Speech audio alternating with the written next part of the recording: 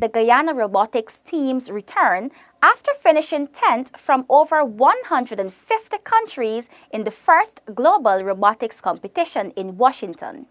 The young team battled their way through fierce competition against 164 other countries.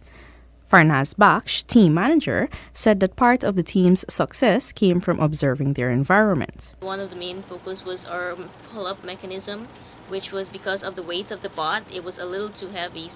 And then we thought that if a Cooper system in Guyana, those doors are way heavier. So how was the gear mechanism of it behind it to just lift all the weight? So that's how come we found we use a larger sprocket, and it actually helped us to in all 6 matches we got our 20 points because of studying the Cooper system here in Guyana. During the competition, the robot was required to battle against opponents of the competition's simulation exercise called H2O Flow. Viveknan Ramnares is one of the youngest members of the team. So what we had to do was to design a robot that is able to take up this water and contaminant particles, sort and dispose of them accordingly. However, competing in such a major competition called for cooperation and support from each member of the team.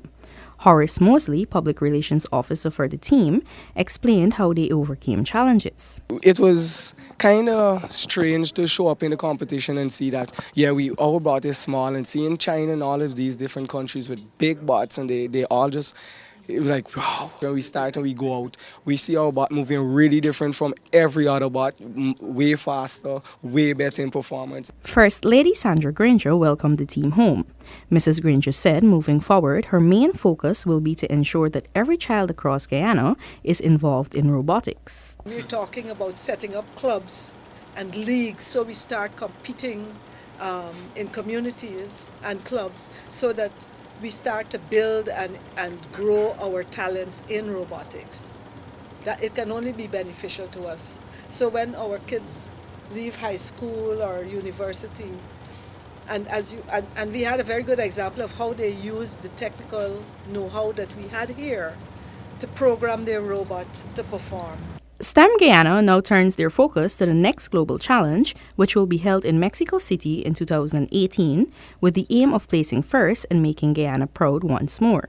Zenil Williams for InfoHub.